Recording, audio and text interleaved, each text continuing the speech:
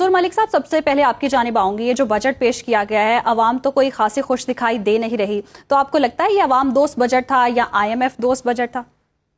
اصل میں سب لوگ تو یہی کہہ رہے ہیں کہ IMF کا بجٹ ہے، لیکن میرا پوائنٹ آف ویو ہے کہ ہم نے خود IMF کو یہ سجیسٹ کیا تھا کہ ہم اس طرح آپ کے جو دیا ہوا پیسہ ہے اور اس طرح ہم آپ کی مانیٹرنگ کو فالو کریں گے.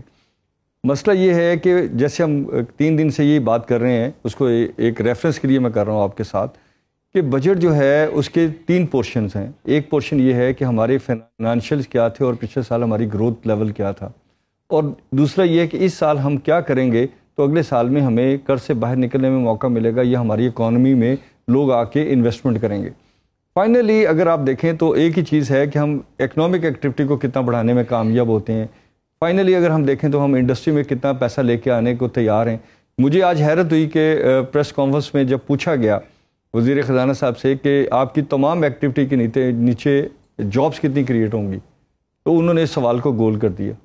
تو چاہیے تھا کہ وہ بتاتے کہ ان کی کون سی ایکٹیویٹیز ہیں جس کی وجہ سے لوگوں کو جاب اپرچونٹی ملے گی، کیپیسٹی بلڈنگ ہوگی، لوگ پاورٹی سے باہر نکل آئیں گے، یا دنیا کے جو انویسٹرز ہیں وہ پاکستان میں آ کے انویسٹمنٹ کریں گے سب اس رول کے مطابق جو پاکستان میں ایگزسٹ کر رہے ہوں گے.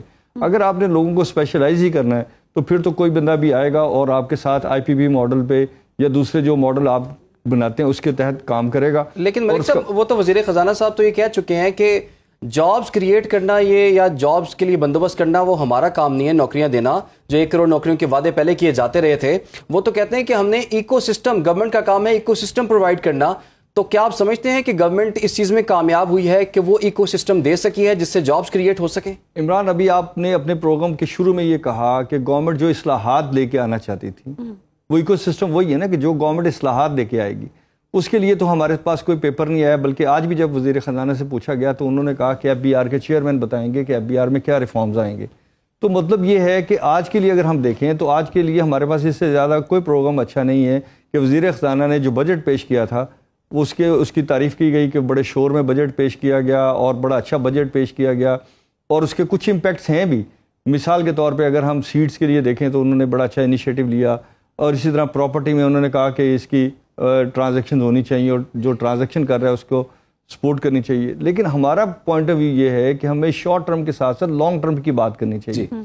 دیکھیں اگر فرض کریں کہ ہمارے ملک میں 300 سے 400 شعبے ہیں منیمم، تو کیا 400 شعبوں کے لیے ہمیں وہ پوٹینشیل دی ہے جس کی وجہ سے ایکسپورٹ بڑھے؟ آپ نے ایک بڑا اچھا فیصلہ کیا کہ آپ نے کہا کہ ہم ڈیوٹیز کو کم کر رہے ہیں.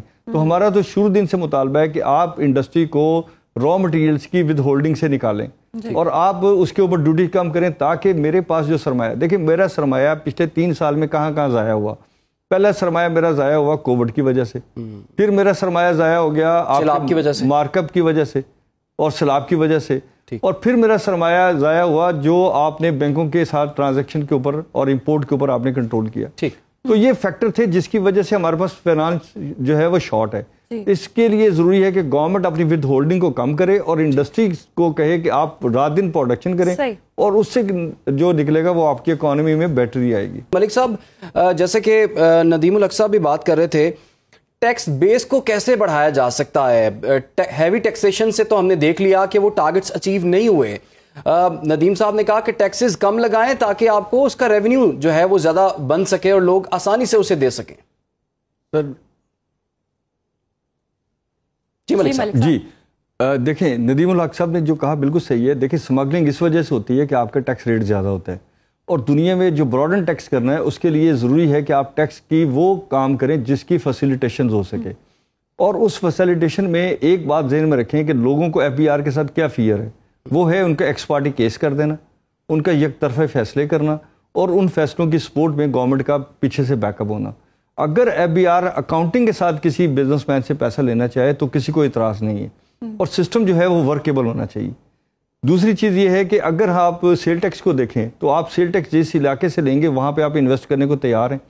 اگر آپ پراپرٹی ٹیکس لیتے ہیں تو کیا اس علاقے میں انویسٹمنٹ کرتے ہیں؟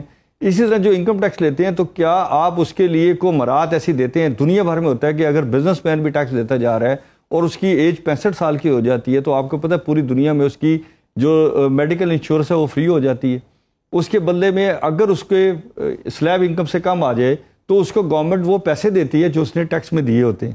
تو دنیا میں ٹیکس لینا صرف اس لیے نہیں ہوتا کہ گورنمنٹ نے مراد دینی ہے، گورنمنٹ نے بڑی بڑی گاڑیاں رکھنی ہے، پروٹوکول دکھانے ہیں، وہ اس لیے ہوتا ہے کہ اس نے جا کے کہیں انویسٹ ہونا ہے، اور اس انویسٹمنٹ سے اگلے سال آپ کے اوپر، عوام کے اوپر بوجھ کم ہوتا ہے، کیونکہ وہ انویسٹمنٹ سے انکم بھی گورنمنٹ کو آ رہی ہوتی ہے.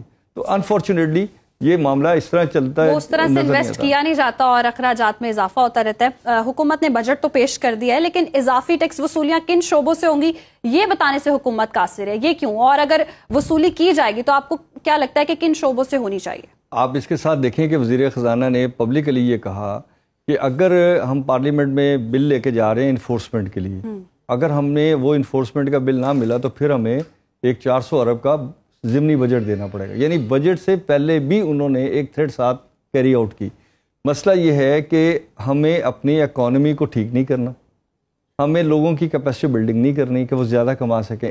یہ ایسی ہے مثال کہ اگر ایک گھر میں بندہ ہے اور اس کے پاس ایجوکیشن ہے تو وہ اچھا کما رہا ہوگا، اور اس کے پاس ایجوکیشن نہیں ہے، وہ لڑ رہا ہوگا، جھگڑے کر رہا ہوگا. تو مسئلہ یہ ہے کہ پاکستان سے ہمیں جھگڑوں سے سروائیول کرنا ہے یا پڑھے لکھے لوگوں سے کرنا ہے؟ اور کیا ہم نے لوگوں کے پاس پیسہ اس لیے جانے دینا ہے کہ وہ خود خرچ کریں؟ اور جب وہ خود خرچ کریں گے تو آپ کی اکانومی بوسٹ کرے گی، وہ زیادہ سے زیادہ لوگوں کو اٹریکٹ کریں گے. اسی کو ہم کہتے ہیں ایز آف ڈوئنگ بزنس.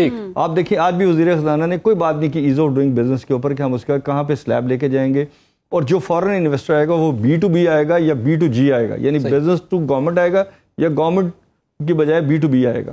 مسئلہ یہ بڑا سمپل ہے کہ پاکستان میں پوٹینشیل آف اکانومی بہت بڑا ہے، اس میں تو کوئی دو رائے نہیں ہے، لیکن کیا ہم اسے ویلیو ایڈٹ کر کے مارکیٹ میں لے کے جائیں گے یا ہم اسے را مٹیریل کے طور پہ دنیا کو آفر کریں گے؟ تیسری چیز یہ ہے کہ جو دنیا سے ہم سامان لے کے آئیں گے اس کو ہم ویلیو ایڈیشن کس لیول پہ کریں گے، وہ اس میں ہمارا گیپ کیا ہوگا. دیکھیں پاکستان میں جتنی آپ ایکسپورٹ کرتے ہیں اس کا اگر آپ دیکھیں تو کتنے % آپ اس کے امپورٹ کر کے پھر ایکسپورٹ کرتے ہیں. پاکستان کی اپنی GDP کا اس کے میں اتنا شیئر نہیں ہے سوائے اس پورشن کے. پھر اسی طرح اگر ہم امپورٹ دیکھیں تو ہم امپورٹ کا بل ہمارا ہر سال بڑھتا جاتا ہے، اس کے باوجود کہ سمگلنگ ہے. اگر سمگلنگ نہ ہو تو پھر آپ کا کیا ریٹ ہو. تو ہم نے دیکھنا یہ ہے کہ صرف ہم پابندیاں لگا کے لوگوں کی اکنامک ٹرانزیکشنز کے اوپر کنٹرول پابندیاں لگا کے تو ظاہر سی بات ہے وہ ٹارگیٹس اچیو نہیں بھی ہو پا رہے. ملک صاحب اگر ہم سلوشن کی طرف جائیں، یہ سسٹم کو چینج کرنے کی ہم بات کر رہے ہیں، کیا یہ سسٹم چینج ہو بھی سکتا ہے؟ اس سسٹم میں وہ کیپیسٹی موجود ہے بھی یا نہیں؟ اور ایک ایسا حل آپ بتائیں سب کو کہ لوگوں کے لیے ایکسیپٹیبل ہو اور حکومتوں کے لیے بھی. عمران دیکھیں بڑی سمپل بات ہے کہ ہم ریفارم کیا مانگتے ہیں. بینگ اے اگر بزنس مین مجھے پوچھا جائے یا انڈسٹریز پوچھا جائے کہ آپ کیا مانگتے ہیں، تو ہم صرف آپ سے چند چیزیں مانگتے ہیں. ایک چیز یہ مانگتے ہیں کہ آپ ہمیں کاروبار کرنے دیں یا انڈسٹری چلانے دیں. اس کے اندر جو محکمے انوالو ہیں سب کو رکھیں، لیکن وہ ساری ہماری اسسٹنس کے لیے ہونے چاہیے، ہمیں تھریٹ کرنے کے لیے نہیں ہونے چاہیے. کہ سوشل سیکورٹی والا آئے تو وہ مجھے کہے کہ جی ورنٹ قبل گرفتاری کے تحت میں آپ کو بلا رہا ہوں. اگر انوائرمنٹ والا آئے تو وہ اس طرح آئے. ہم یہ نہیں چاہتے. ہم چاہتے ہیں کہ یہ مانا جائے کہ ہم سوسائٹی کو پے بیک کر رہے ہیں اور ہم یہاں انویسٹ. ایک بات. دوسری بات یہ ہے کہ اگر ہمارا کہیں ڈسپیوٹ آ جائے تو اس کو ڈپارٹمنٹ صرف اپنی بات نہ سمجھے، اس کے لیے ہمیں آربیٹریشن ملنی چاہیے. DRC کا پورا قانون ہے، میکانزم ہے، اس میں یہ لوگ نہیں جاتے. تیسرا ہم آتے ہیں FBR کے اوپر، ٹیکسیشن کے اوپر.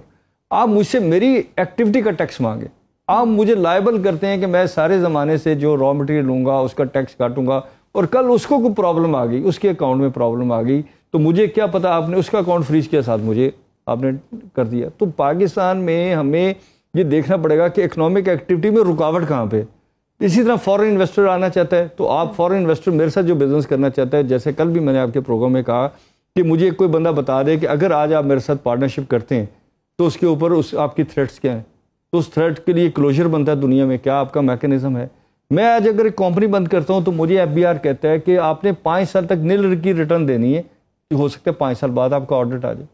تو جو ہم نے ایک میکانزم بنایا تھا لوگوں کو ڈرانے کے لیے تاکہ لوگ انڈسٹری میں انویسٹمنٹ نہ کریں اور بے روزگاری ہو، اور ہم اس کو پتہ نہیں کہاں یوز کرنا چاہتے تھے، اب ہمیں اس میکانزم سے واپس آنا چاہیے اور ہمیں یہ کہنا چاہیے کہ اصلاحات یہ ہیں کہ ہم آپ کو کاروبار کرنے کے لیے اجازت دیتے ہیں. اور یہ 90s میں شہباز شریف صاحب کے بڑے بھائی نے، نواز شریف صاحب نے یہ کیا تھا، جو جس کی وجہ سے انڈسٹری لگی تھی. انہوں نے ایک لا پاس کیا تھا کہ انڈسٹری کو فکس کر دیتے ہیں، آپ جتنی چاہیں پروڈکشن کریں اور آپ سے نہیں پوچھا جائے گا کہ اگر آپ باہر سے مشینری لے کے آتے ہیں تو آپ نے پیسے فورن سے کیسے ارینج کیے ہیں.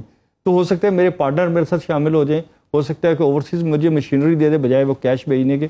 تو پاکستان میں صرف ایک ہی سولوشن ہے کہ آپ لوگوں کو کاروبار کرنے دیں, جس کو ہم ایز آف ڈوئنگ بزنس کہتے ہیں.